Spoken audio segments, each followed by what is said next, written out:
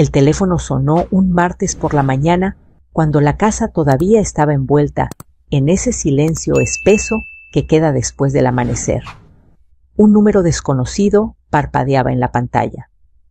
Normalmente no contesto llamadas así. A mi edad, uno aprende a desconfiar. Pero ese día, algo me apretó el pecho, como si una mano invisible me empujara a levantar el auricular. Señora Isabel Morales, preguntó una voz masculina calmada, demasiado seria. Sí, soy yo. Le llamo porque tengo algo que perteneció a su esposo, algo que sus hijos vendieron.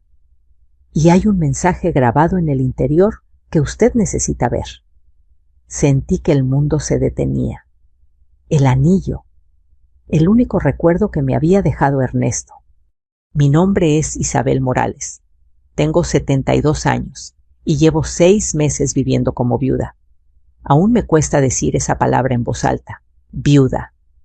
Ernesto y yo compartimos 48 años de matrimonio, una vida sencilla, hecha de rutinas pequeñas, silencios cómodos y promesas que nunca imaginé que alguien más rompería. Aquella mañana estaba sentada en la mesa de la cocina con una taza de café que ya se había enfriado. El reloj de la pared marcaba las 7:10.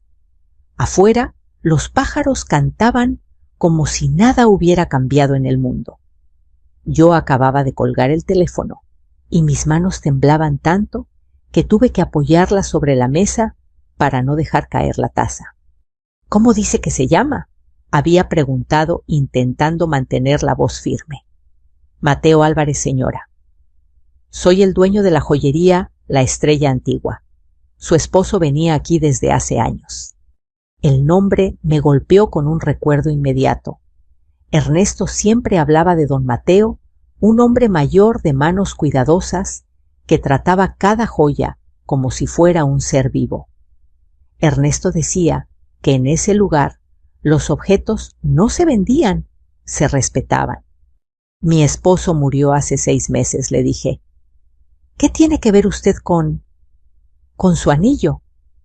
Hubo una pausa al otro lado de la línea. Precisamente por eso la llamo. Su hijo y su nuera me vendieron el anillo de oro hace 3 días. Cuando lo abrí para ajustarlo, encontré algo que ellos no sabían que estaba ahí. El corazón me dio un salto tan fuerte que tuve que llevarme la mano al pecho. El anillo de Ernesto, el mismo que él me había puesto en el dedo el día de nuestra boda y que años después me había entregado con manos temblorosas la noche antes de morir. Eso es imposible, murmuré. El anillo estaba guardado en mi cómoda. Señora Isabel, dijo don Mateo con suavidad, entiendo que esto es difícil.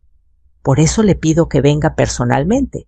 No es algo que deba explicarse por teléfono. Colgué sin saber exactamente qué decir. Me quedé mirando el reflejo del sol en la ventana, intentando ordenar mis pensamientos. El ruido del refrigerador, el tic-tac del reloj, el olor del café. Todo seguía igual, pero yo sentía que algo se había quebrado dentro de mí. Me levanté despacio y caminé hacia el dormitorio. Cada paso me pesaba como si arrastrara años de cansancio acumulado. Abrí el cajón de la cómoda donde había guardado el anillo la última vez que lo usé el día del funeral. Recordaba perfectamente ese momento. Me lo quité para lavarme las manos, lo puse ahí y cerré el cajón con cuidado como si estuviera guardando un pedazo de mi propio corazón. El cajón estaba vacío. Vacío. Lo abrí y lo cerré varias veces, como si el anillo fuera a aparecer por arte de magia. Revisé el cajón de abajo, el de arriba, el fondo, incluso el pequeño estuche de terciopelo azul donde antes lo guardábamos. Nada. El aire se me fue de los pulmones y tuve que sentarme en la cama. No, susurré. Esto no puede estar pasando. En ese silencio pesado, los recuerdos comenzaron a llegar sin permiso. La última mañana que vi a Ernesto con vida. Estábamos en la cocina igual que ahora. Yo preparaba café y él se acercó por detrás para abrazarme. Sentí el frío del anillo contra mi piel cuando rodeó mi cintura. Isabel me dijo con esa voz tranquila que siempre tuvo: prométeme algo.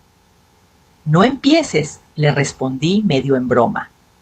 Todavía te quedan muchos años para darme órdenes. Él sonrió, pero sus ojos estaban serios. Este anillo ha estado conmigo toda la vida. Cuando yo ya no esté, quiero que lo conserves siempre. Tiene más valor del que imaginas. Yo me reí entonces. Le dije que no hablara de cosas tristes, que ya habría tiempo para eso. Pero ahora, sentada frente a un cajón vacío, sus palabras resonaban como un eco cruel. Pensé en Jorge, mi hijo. Pensé en Lucía, mi nuera, en cómo habían cambiado desde que Ernesto murió. Al principio venían todos los días, me traían comida, se sentaban conmigo a ver televisión. Me decían que no me preocupara por nada, que ellos se encargarían de todo. Poco a poco, esas visitas se volvieron más largas, más invasivas. Lucía empezó a ordenar mis cosas. Jorge me hacía preguntas sobre documentos, cuentas, papeles que yo prefería no tocar. Nunca imaginé que llegarían tan lejos. Volví a la cocina, tomé el bolso y saqué la libreta donde siempre anoto direcciones importantes. Apunté la de la joyería que don Mateo me había dado.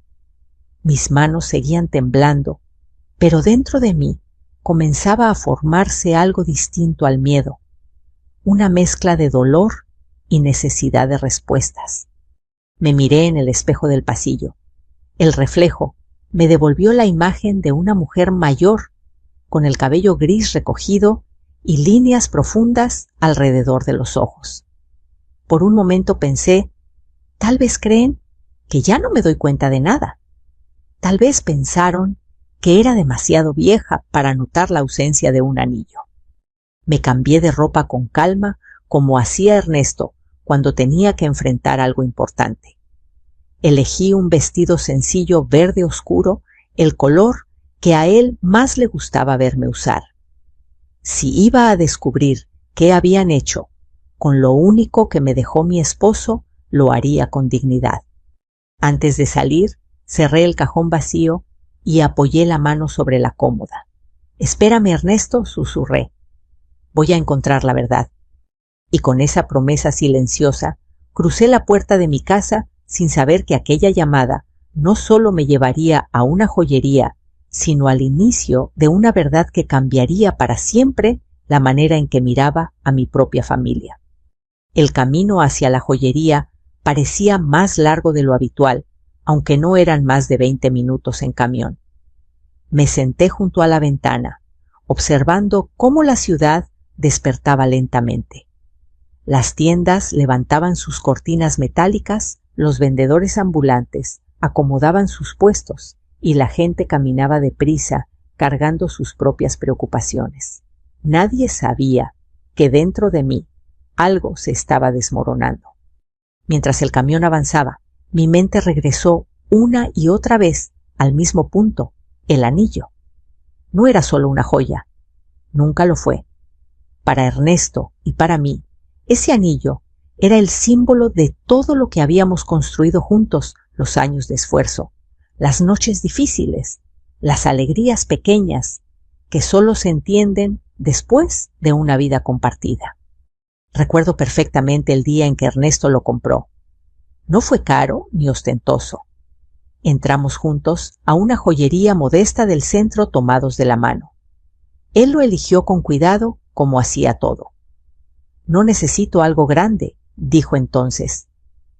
«Solo algo que dures». Y duró.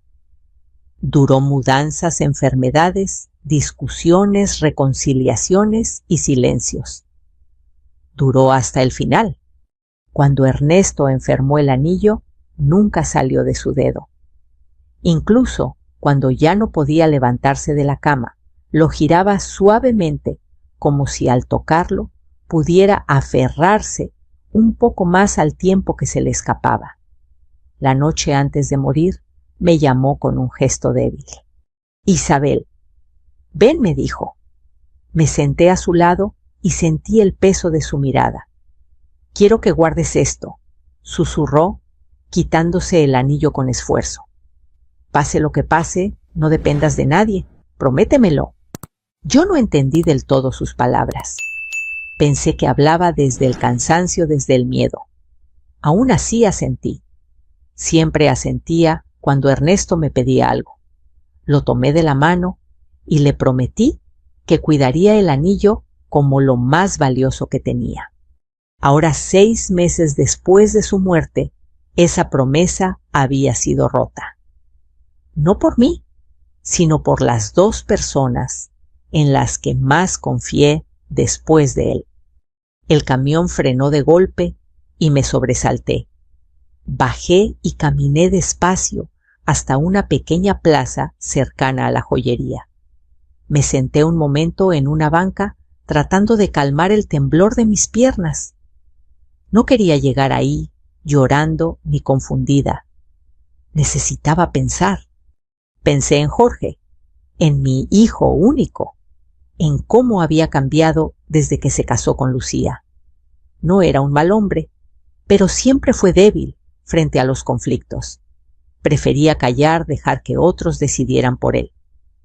Lucía, en cambio, siempre supo lo que quería. Después del funeral, comenzaron las conversaciones que ahora me parecían señales claras. Mamá, esta casa es muy grande para ti, me dijo Jorge una tarde. Vivir sola puede ser peligroso. Lucía asentía con una sonrisa dulce. Solo queremos cuidarte, Isabel. A tu edad, uno ya no debe preocuparse por tantas cosas. Yo los escuchaba en silencio.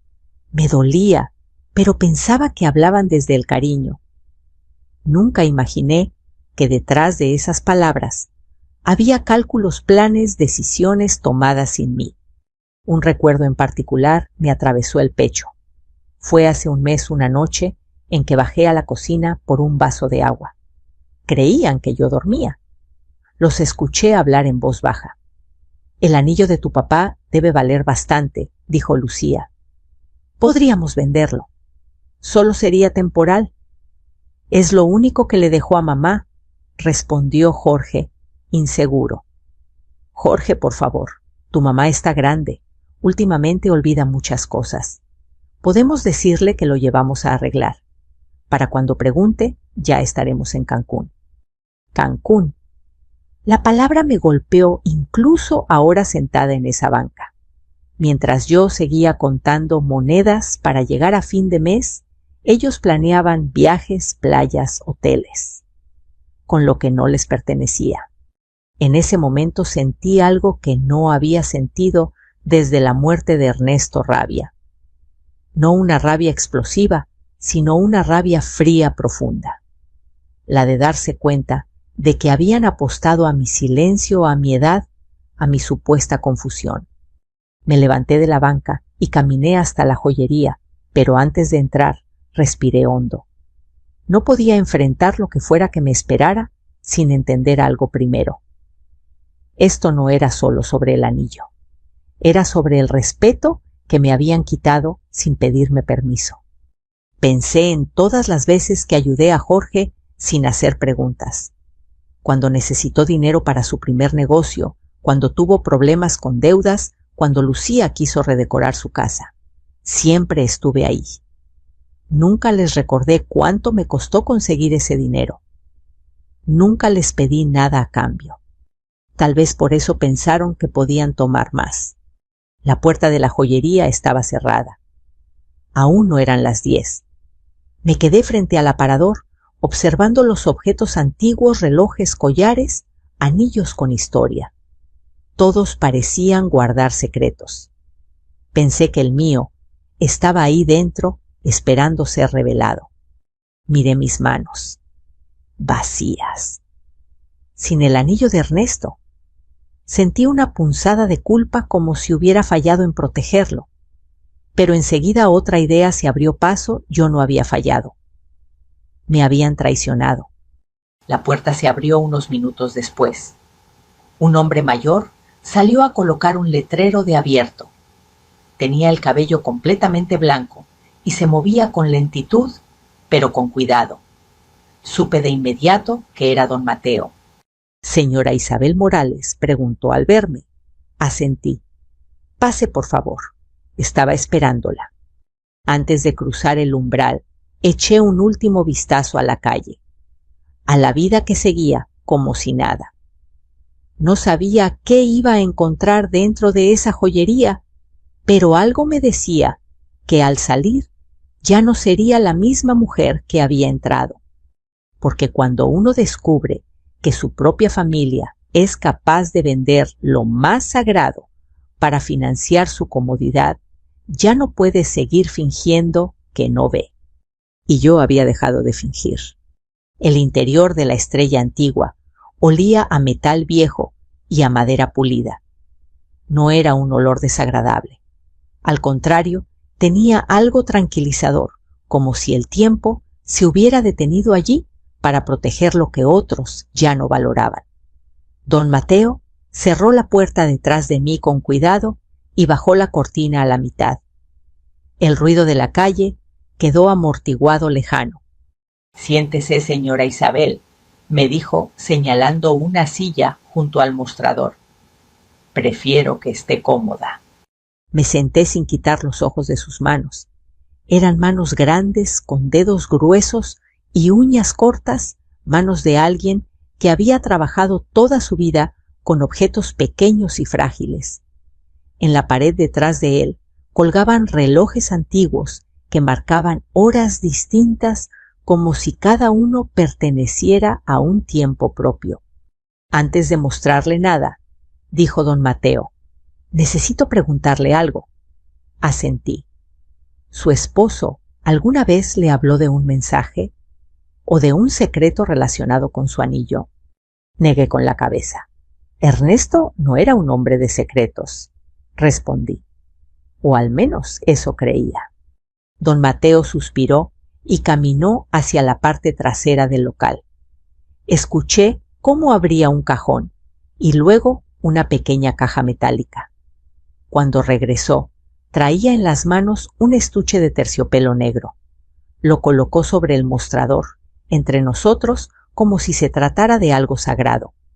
«Aquí está», dijo en voz baja, «el anillo de su esposo». Sentí un nudo en la garganta. Aunque había pasado apenas un día desde que noté su ausencia, verlo ahí fuera de mi casa me provocó una mezcla de alivio y dolor. Don Mateo abrió el estuche lentamente. El anillo brilló bajo la luz cálida del local. Era el mismo, inconfundible. El oro tenía pequeñas marcas del tiempo, rayones casi invisibles, que solo alguien que lo hubiera usado durante décadas podría reconocer. Era el anillo de Ernesto, el que había tocado mi piel tantas veces. «¿Mi hijo? ¿Mi hijo fue quien se lo vendió?», pregunté, aunque ya conocía la respuesta. «Sí, señora», respondió don Mateo sin rodeos. Él y su esposa vinieron juntos. Dijeron que era una joya familiar, pero que necesitaban el dinero con urgencia. Cerré los ojos un instante. La imagen de Jorge nervioso, evitando mi mirada, se superpuso con la de Lucía, sonriendo con dulzura falsa. «Cuando alguien trae una pieza así», continuó don Mateo, «siempre la reviso con cuidado. No solo por su valor, sino por respeto». Al abrir el anillo para ajustarlo, noté algo extraño. Tomó una pequeña lupa y giró el anillo con delicadeza. «Aquí, señora». «Mire». Me acerqué. Don Mateo señaló el interior del aro. Al principio no vi nada, solo oro. Pero al inclinarlo ligeramente, una línea apareció casi invisible. «Hay un grabado», susurré. «Exacto, un grabado muy fino. No es algo decorativo, es un mensaje». El corazón comenzó a latirme con fuerza. Don Mateo me pasó la lupa. Mis manos temblaban tanto que tuve que apoyarlas en el mostrador para no dejarla caer. Miré con atención. Ahí estaba. letras diminutas trazadas con una precisión que solo podía ser obra de alguien paciente, de alguien que había pensado cada palabra. ¿Puede leerlo?, preguntó don Mateo. Negué con la cabeza frustrada. Mis ojos ya no son los de antes. Don Mateo asintió y leyó en voz alta despacio, como si cada palabra pesara a Isabel. Confía en esto. Banco Central. Caja 1247. Sentí que el suelo se movía bajo mis pies. ¡Eso! Eso es la letra de Ernesto, dije. Reconocería su forma de escribir en cualquier parte. Don Mateo me miró con una mezcla de respeto y tristeza. Su esposo vino aquí hace más de un año. Me pidió que si alguien que no fuera usted traía el anillo, lo abriera y la llamara de inmediato. Me pagó el trabajo por adelantado. Me llevé la mano a la boca. Ernesto había planeado esto. No era casualidad. No era un simple recuerdo sentimental. ¿Por qué no me dijo nada? Murmuré más para mí que para don Mateo. Tal vez porque quería protegerla, respondió él. A veces quienes amamos saben cosas que preferimos no ver. Me quedé en silencio, procesando la información. Banco Central. Caja 247. ¿Qué había ahí? ¿Qué había dejado Ernesto escondido dentro de un anillo? Pensé en todas las veces que me dijo que no dependiera de nadie. En cómo insistió esa última noche. Su hijo y su nuera no saben nada de esto, dijo don Mateo. Para ellos era solo oro. Solo oro. La frase me atravesó como un cuchillo. Para Jorge y Lucía, el anillo no era más que una oportunidad. Para mí, era la prueba de una vida compartida. Y ahora, además, era la llave a algo más grande. Gracias por llamarme, le dije a don Mateo. Gracias por no quedarse callado. Él sonrió con tristeza. Su esposo me cayó muy bien. Siempre hablaba de usted. Decía que era una mujer fuerte, aunque a veces no se diera cuenta. Guardé el anillo en el estuche y lo coloqué dentro de mi bolso, como si al hacerlo pudiera protegerlo de nuevo. Me levanté despacio. ¿Va a ir al banco?, preguntó don Mateo. Asentí. Sí, pero no hoy. Primero, tengo que enfrentar algo más. Sabía exactamente a qué me refería. Antes de abrir esa caja de seguridad, necesitaba enfrentar la verdad que me esperaba en casa. Necesitaba mirar a mi hijo a los ojos y aceptar que el hombre al que había criado era capaz de vender el último recuerdo de su padre. Me despedí de don Mateo y salí a la calle. El ruido volvió de golpe, pero yo ya no era la misma. Caminé con el bolso apretado contra el pecho, sintiendo el peso del anillo del mensaje y de la traición. Ernesto había dejado algo preparado para mí, algo que ni siquiera la codicia de nuestra propia sangre había podido destruir. Y por primera vez desde su muerte sentí que no estaba sola. Regresé a casa con el anillo guardado en el bolso como si llevara un secreto que quemaba. Cada paso, desde la parada del camión hasta la puerta, se me hizo pesado. El sol ya estaba alto y la casa vista desde afuera parecía la misma de siempre, tranquila, ordenada, silenciosa. Pero yo sabía que dentro me esperaba una verdad que no se podía seguir postergando. Entré sin hacer ruido. En la sala, la televisión estaba encendida. Jorge y Lucía estaban sentados en el sillón, uno al lado del otro, mirando una telenovela que ninguno seguía de verdad. Cuando me vieron, Lucía sonrió de inmediato, esa sonrisa suave que siempre usaba cuando quería parecer amable. «Isabel, ya regresaste», dijo. «¿Dónde andabas tan temprano?» Dejé el bolso sobre la mesa y respiré hondo. «Fui a hacer un mandado», respondí. «Uno importante». Jorge se levantó y se acercó un poco. «¿Todo bien, mamá? Te notamos rara desde ayer». «¿Rara?»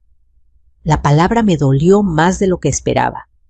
Me senté frente a ellos con las manos cruzadas sobre el regazo. El silencio se alargó unos segundos. «Quiero preguntarles algo», dije al fin. «¿Saben dónde está el anillo de su padre?» Lucía fue la primera en reaccionar.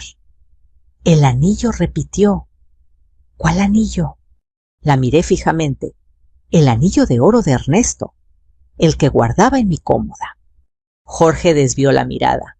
«Mamá, no sé de qué hablas». Sentí un frío recorrerme la espalda. «No me mientas, Jorge», dije con calma. «Sé que lo vendieron». Lucía soltó una pequeña risa nerviosa. «Isabel, estás confundida. Debes estar mezclando recuerdos. Ese anillo estaba viejo, quizá lo perdiste». Ahí estaba, la frase que temía escuchar. Confundida, vieja, como si mi edad pudiera borrar lo que vi, lo que oí, lo que sentí.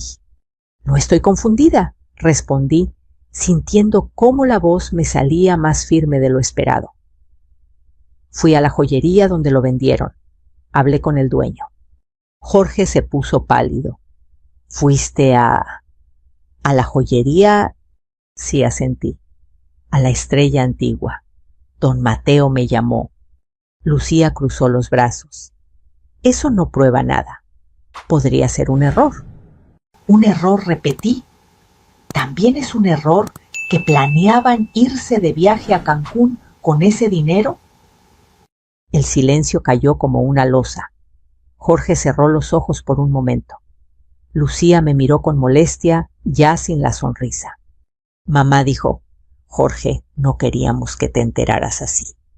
Así como pregunté: «¿De que entraron a mi habitación, tomaron algo que no era suyo y lo vendieron?» Lucía suspiró con impaciencia. «Isabel, no exageres. Era solo un anillo. Tú ni siquiera lo usabas». Sentí un nudo en el pecho. «Era lo único que me dejó su padre», respondí. «Y ustedes lo sabían». «Tú tienes la casa», intervino Jorge. «Tienes tus recuerdos. No pensamos que el anillo fuera tan importante». Lo miré con incredulidad. «¿Quién decide qué es importante para mí?» Lucía se inclinó hacia adelante. «Isabel, seamos realistas. A tu edad, aferrarse a objetos no tiene sentido. Nosotros tenemos responsabilidades. Un negocio, deudas. Necesitábamos el dinero. Necesitábamos, como si eso justificara todo». Y yo pregunté: «¿Yo no tengo derecho a decidir sobre mis cosas?» Jorge bajó la cabeza. «Pensamos que ibas a decir que no». «Exacto», respondí. Sabían que iba a decir que no, y aún así lo hicieron. Lucía chasqueó la lengua. «No es para tanto. Luego podríamos haberte comprado otro».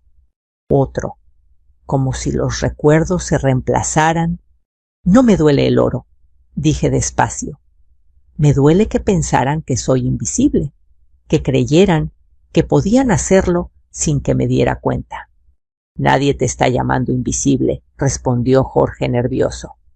«Entonces, ¿por qué no me preguntaron?» No hubo respuesta. Lucía evitó mi mirada. Jorge se pasó la mano por el cabello. Mamá dijo al fin: «Solo queríamos ayudarte. El negocio va mal». ¿Ayudarme robándome? Lucía se levantó del sillón. «No uses esa palabra. Somos familia». «La familia no roba», respondí sin levantar la voz. «La familia pregunta. La familia respeta». El aire se volvió pesado. Podía sentir cómo algo se rompía entre nosotros, algo que llevaba meses resquebrajándose sin que yo lo quisiera ver. «¿Dónde está el anillo ahora?», pregunté. Jorge dudó. Ya no lo tenemos». Asentí lentamente. «Lo sé». Lucía frunció el ceño. «¿Qué quieres que hagamos ahora?» Pensé en el mensaje grabado dentro del anillo, en el banco, en la caja. Pensé en Ernesto y en cómo había previsto incluso este momento. «Quiero que entiendan algo», dije. «No soy una niña ni una mujer que no sabe lo que hace. Soy la dueña de esta casa y de mis recuerdos. Y a partir de hoy, las cosas van a ser diferentes. ¿Diferentes cómo?, preguntó Jorge inquieto. Me puse de pie. Ya no van a decidir por mí. Ya no van a entrar a mi habitación sin permiso. Y ya no van a tratarme como si no importara. Lucía soltó una risa seca. Estás dramatizando. La miré fijamente. No, estoy despertando. Subí las escaleras sin esperar respuesta. Detrás de mí escuché sus voces en susurros tensos. Cerré la puerta de mi habitación y me apoyé en ella respirando hondo. Sentía el corazón acelerado, pero también una claridad nueva. Saqué el estuche del bolso y abrí el anillo. La luz de la tarde se reflejó en el oro. Toqué el interior con cuidado, como si al hacerlo pudiera sentir la mano de Ernesto guiándome. Esto aún no termina, susurré. Sabía que lo que había descubierto en la joyería era solo el comienzo. Y también sabía que Jorge y Lucía no iban a rendirse fácilmente. Pero por primera vez en mucho tiempo no sentí miedo. Sentí determinación, porque había cosas que no se negocian. Y mi dignidad era una de ellas. Esa noche casi no dormí. El techo de mi habitación se me volvió un mapa de sombras que no dejaban de moverse como mis pensamientos. Cada vez que cerraba los ojos, veía el rostro de Jorge evitando el mío, la expresión dura de Lucía, la palabra confundida flotando en el aire como una acusación silenciosa. Me levanté antes del amanecer, me preparé un té y me senté junto a la ventana. Afuera, la calle aún dormía. Yo no. No pasó mucho tiempo antes de que entendiera que la confrontación del día anterior no había sido el final, sino el inicio de algo más oscuro. A media mañana escuché el timbre. No esperaba a nadie. Al abrir la puerta, encontré a Jorge de pie rígido, acompañado de un hombre joven, traje oscuro, portafolio en la mano. Lucía estaba a unos pasos detrás, con los brazos cruzados, y una expresión que no intentaba ocultar su molestia.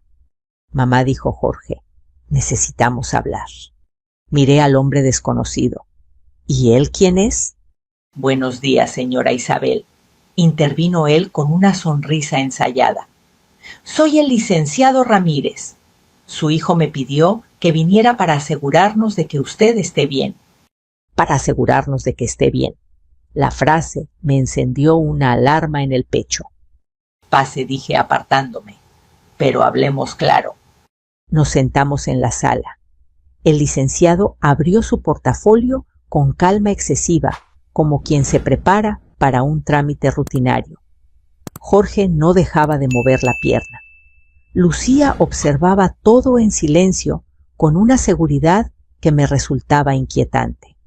Señora Isabel, comenzó el licenciado su hijo, está preocupado por algunos comportamientos recientes. Ha mencionado confusión, decisiones impulsivas, acusaciones graves contra su familia. ¿Acusaciones?, pregunté. ¿Llaman acusación a decir la verdad? El licenciado mantuvo la sonrisa. A veces a cierta edad los recuerdos pueden mezclarse. Ahí estaba. La insinuación. La idea de que mi edad anulaba mi palabra. Licenciado, respondí con calma. ¿Cuántos años tiene usted? Parpadeó sorprendido. 32, señora. 32, repetí. Entonces explíqueme por qué alguien de 72 no puede recordar con claridad que le vendieron algo sin su permiso. Jorge intervino rápido. Mamá, nadie dice que no recuerdes nada. Solo pensamos que podrías estar exagerando. Lucía se inclinó hacia adelante. Isabel, queremos ayudarte. A veces no te das cuenta de lo que dices. Sentí una punzada en el pecho, pero no bajé la mirada. Ayudarme trayendo a un abogado para cuestionar mi capacidad mental no es ayuda. Es una amenaza. El licenciado carraspeó. Señora, no estamos hablando de amenazas. solo de una evaluación, para su bienestar. ¿Mi bienestar o el suyo?, pregunté mirándolo directo a los ojos. Hubo un silencio incómodo. Jorge parecía al borde del colapso. Mamá, por favor, dijo. El otro día dijiste cosas que no tenían sentido. Acusaste a Lucía y a mí de robarte. Porque lo hicieron, respondí sin titubear. Lucía chasqueó la lengua. ¿Ves, licenciado? Así habla, siempre tan dramática. Me levanté del sillón despacio. Sentía el pulso firme. Licenciado Ramírez, ¿usted cree que una persona en plenas facultades mentales tiene derecho a decidir sobre sus pertenencias? Por supuesto, respondió, siempre que esté en condiciones de hacerlo. Bien, asentí.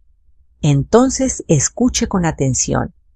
Fui a mi habitación y regresé con el estuche del anillo y una carpeta de documentos que Ernesto había organizado con cuidado a lo largo de los años. Coloqué todo sobre la mesa. Este es el anillo de mi esposo, dije, el que mi hijo y mi nuera vendieron sin preguntarme. Y estos son mis documentos, mis cuentas, mis papeles en orden. El licenciado tomó la carpeta, revisó algunos documentos. Su expresión cambió poco a poco de condescendiente a concentrada. Todo está en regla, admitió. Señora, usted parece manejar muy bien sus asuntos. Lucía frunció el ceño. Eso no prueba nada.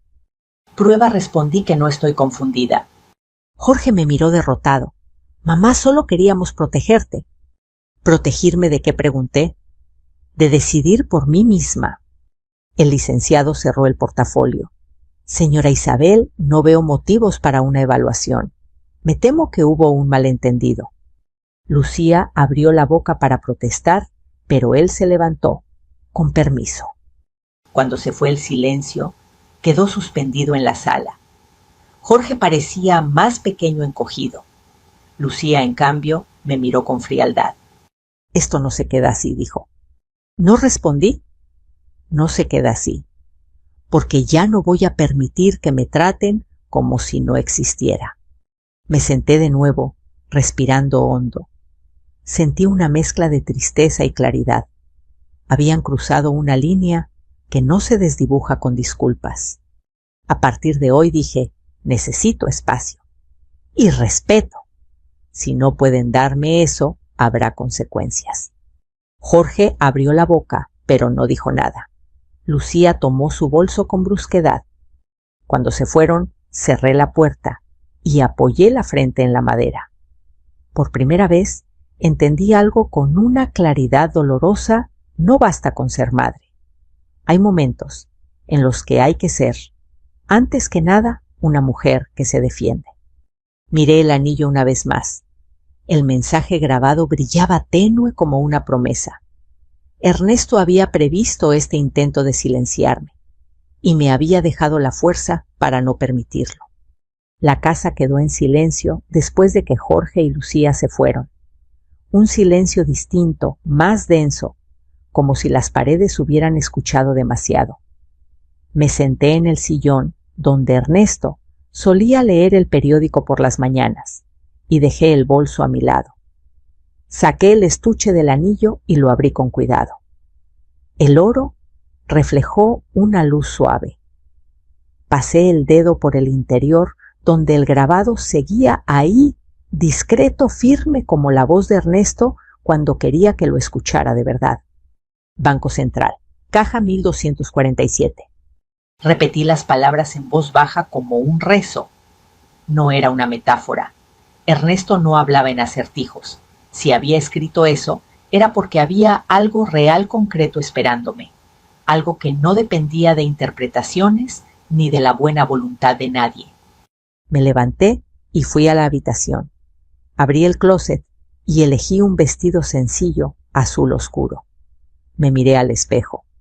Vi a una mujer cansada, sí, pero también vi determinación. Me recogí el cabello con calma. Pensé en lo que me había dicho Ernesto tantas veces. La dignidad no se grita, Isabel. Se sostiene.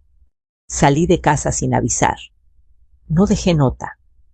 Por primera vez en meses no sentí la necesidad de explicar a dónde iba ni por qué.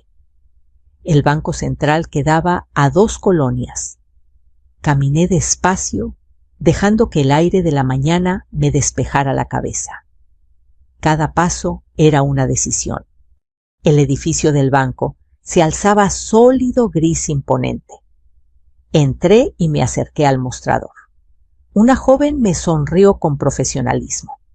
«Buenos días». «Buenos días», respondí. «Vengo por una caja de seguridad, la número 1247». La joven levantó la vista. «¿Tiene identificación y la llave, señoras?» Saqué mi identificación del bolso. La llave, dudé un segundo. No la tenía. El corazón me dio un salto. ¿Y si había algo más? ¿Y si me faltaba una pieza? Mi esposo la dejó a mi nombre, dije. Soy la única beneficiaria. La joven revisó en la computadora. Sus dedos se movían rápido. Luego asintió. Sí, aquí está. Caja 1247. A nombre de Isabel Morales. No se ha abierto desde hace 2 años. 2 años. Ernesto había pensado en esto mucho antes de enfermar. Me pidió que la acompañara a una pequeña sala privada. Trajo una caja metálica y la colocó sobre la mesa. Tómese el tiempo que necesite, dijo. Cuando termine, toque el timbre. Me quedé sola. El silencio del banco era distinto al de mi casa. Era un silencio que no juzgaba. Abrí la caja con manos temblorosas. Dentro había varios sobres ordenados con una precisión que reconocí de inmediato. Ernesto siempre fue así. El primero tenía mi nombre, escrito con su letra clara. Lo abrí. Las palabras parecían latir. Isabel, si estás leyendo esto, significa que algo me pasó y que alguien intentó quitarte lo que es tuyo. No quiero que tengas miedo. No dependas de nadie. Todo lo que hay aquí es para que vivas con dignidad. Las lágrimas comenzaron a caer, pero no me detuve. Seguí leyendo. Conozco a nuestro hijo. Lo amo, pero sé que puede ser débil. Y conozco a Lucía. No todos entienden el valor de las cosas que no se pueden vender. Por eso hice esto. En el segundo sobre encontré documentos bancarios. Una cuenta de ahorros a mi nombre. Revisé los números. Me quedé sin aliento. Ernesto había estado guardando dinero durante años. No era una fortuna exagerada, pero era suficiente. Suficiente para no depender de nadie. Suficiente para decir no cuando fuera necesario. El tercer sobre contenía una escritura. Una casa pequeña a 2 horas de la ciudad cerca del mar. Leí la dirección varias veces. Para cuando necesites empezar de nuevo, había escrito Ernesto al margen. El último sobre era pequeño. Dentro había una fotografía nuestra jóvenes sonriendo el día de nuestra boda. Detrás, una frase escrita con cuidado para la mujer más valiente que conozco. No dejes que nadie te haga creer lo contrario. Me quedé sentada llorando en silencio. No eran lágrimas de tristeza, eran lágrimas de reconocimiento. Ernesto me había visto, incluso cuando yo misma me había olvidado de quién era. Guardé todo con cuidado. Toqué el timbre. La joven regresó. ¿Todo bien, señora? Sí, respondí. Todo perfecto. Salí del banco con el bolso más pesado, pero el corazón más ligero. Caminé sin prisa. Sentía algo que no había sentido desde hacía meses control. No sobre otros, sino sobre mi propia vida. Cuando regresé a casa, Jorge estaba en la sala, solo. Se levantó de inmediato al verme. Mamá, dijo, estábamos preocupados. No lo parecían. Cuando trajeron a un abogado, respondí con calma. Bajó la cabeza. No sabía lo del banco. Lo sé, dije. Tu padre tampoco te lo contó. Me miró con confusión. ¿Qué había ahí? Respiré hondo. Mi libertad. No dije más. Subí a mi habitación y cerré la puerta. Me senté en la cama con el anillo en la mano. El mensaje grabado ya no era un misterio, era una promesa cumplida. Ernesto había sabido que este día llegaría y me había preparado para él. Esa noche no cené con Jorge. Me quedé en mi habitación, sentada junto a la ventana, observando cómo el cielo se iba apagando lentamente. Las luces de la calle se encendieron una a una y por primera vez en mucho tiempo no sentí ese nudo en el estómago que me acompañaba al anochecer. Tenía miedo, sí, pero era un miedo distinto, el miedo de quien sabe que va a cambiar algo y ya no hay marcha atrás. A la mañana siguiente me levanté temprano. Me preparé café y me senté en la cocina como había hecho durante décadas. El anillo de Ernesto estaba de nuevo en mi mano. Me lo puse con cuidado. Encajó perfectamente como si nunca se hubiera ido. Sentí un calor suave, una presencia familiar. Jorge bajó las escaleras con pasos indecisos. Mamá dijo: ¿podemos hablar? Asentí. No levanté la voz, no había prisa. Quiero pedirte perdón, continuó. No por el anillo solamente, por todo. Lo miré con atención. Vi cansancio en su rostro, pero también vergüenza. ¿Lo sientes porque me lastimaste?, pregunté. ¿O porque te descubrí? Guardó silencio unos segundos. Porque te lastimé, respondió al fin. ¿De verdad? Asentí lentamente. Entonces escucha con atención, Jorge. Perdonar no significa olvidar ni volver a lo de antes. Lucía apareció en la puerta de la cocina. Su expresión era tensa. Isabel, yo también quiero decir algo. La miré sin hostilidad. Habla. No entendí lo importante que era ese anillo para ti, dijo.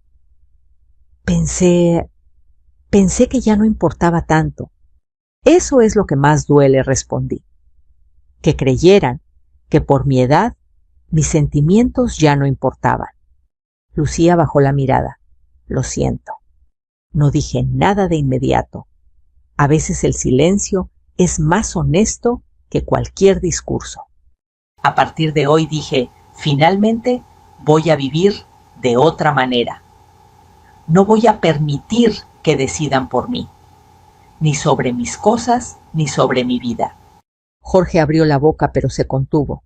¿Qué significa eso, mamá? Significa límites, respondí. Si quieren visitarme, me avisan. Si quieren opinar, preguntan. Y si alguna vez necesitan algo, me lo piden de frente. Yo decidiré si puedo y si quiero ayudar. Lucía respiró hondo. ¿Y si no estamos de acuerdo? Entonces cada quien seguirá su camino, respondí con calma. El amor no justifica la falta de respeto. Ese mismo día comencé a empacar. No todo, solo lo esencial. Mi ropa, algunas fotografías, los libros que Ernesto amaba y por supuesto el anillo. Jorge me miraba sin entender del todo. ¿Te vas?, preguntó. No me voy de tu vida, respondí. Me voy de la idea de que debo quedarme donde no me respetan. 2 días después, viajé a la casa cerca del mar. La primera noche dormí con las ventanas abiertas, escuchando el sonido de las olas. Me sentí sola, sí, pero era una soledad elegida, una soledad limpia. Con el paso de las semanas, Jorge comenzó a visitarme. Venía solo al principio. Traía comida, preguntaba cómo estaba. Ya no revisaba mis cosas, ya no hablaba de vender nada. Lucía tardó más, pero cuando vino, lo hizo con cautela, con respeto. Las reglas estaban claras. Una tarde, mientras caminaba por la playa, una vecina se me acercó. «Usted debe ser la nueva», dijo sonriendo. Su esposo venía mucho por aquí. Sentí un nudo en la garganta. Sí, él siempre pensó en este lugar. Decía que aquí usted sería libre, respondió ella. Miré el horizonte. Tenía razón. Esa noche me senté en la terraza con una taza de té. El anillo brillaba suavemente bajo la luz de la luna. Pensé en todo lo que había pasado, en la traición, en el miedo, en la fuerza que no sabía que tenía. Envejecer no me había vuelto invisible, me había vuelto más consciente, más clara, más valiente. Porque hay una verdad que aprendí tarde, pero aprendí bien: la dignidad no se hereda, se defiende, y nunca es demasiado tarde para hacerlo. Si llegaste hasta aquí, tal vez esta historia tocó algo dentro de ti. Tal vez te recordó una conversación pendiente, un límite que aún no has puesto, o una voz que has estado callando demasiado tiempo. Si es así, cuéntame qué sentiste. Déjame un comentario y dime desde dónde estás escuchando esta historia. Aquí compartimos relatos que nos recuerdan que no estamos solos y que siempre es posible empezar de nuevo. Suscríbete para no perderte las próximas historias y acompáñanos en este camino donde cada voz cuenta y cada historia importa.